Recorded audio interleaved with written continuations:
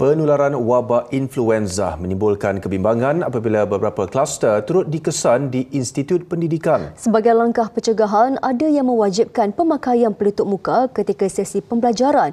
Pun begitu, sejauh mana kesedaran orang ramai mengenai jangkitan itu ketika berada di tempat awam? Ridwan Rushdi Azri Roslan ada laporannya dalam segmen Turun Padang.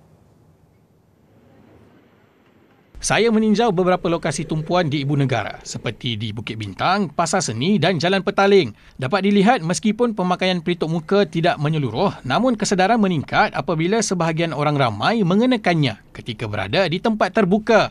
Elok pakai mask lah.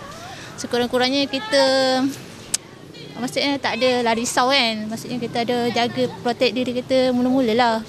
Sebelum macam dekat hospital tu berlambat-lambat. Mungkin lah sebab mungkin dia orang tak kena. Kalau yang dah kena tu mungkin dia orang dah tahu dia punya sakit, dia punya jangkitan untuk virus tu berjangkit macam mana kan. So mungkin dia orang masih tak alert lagi lah pasal influenza ni kan. Ibu bapa yang ditemui menyuarakan kebimbangan terhadap risiko jangkitan dalam kalangan kanak-kanak yang mana perlu mematuhi arahan untuk memakai pelitup muka di sekolah.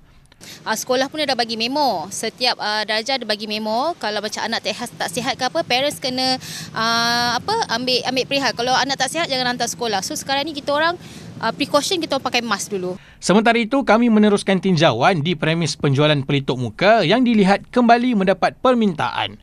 Bermula waktu first time case tu, daripada penuh dia punya dalam bakul tu, terus dah kosong lah.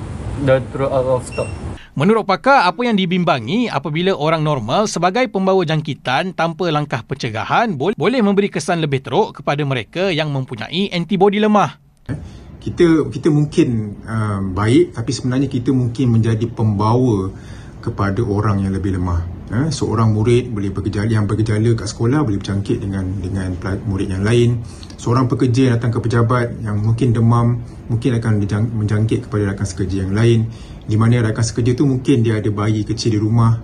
Ada juga, dan kita tahu virus ini berantai dan kesannya boleh menjadi bebanan kepada sistem kesihatan secara keseluruhan. Ridwan Rushdi Azri Roslan, Buletin TV9.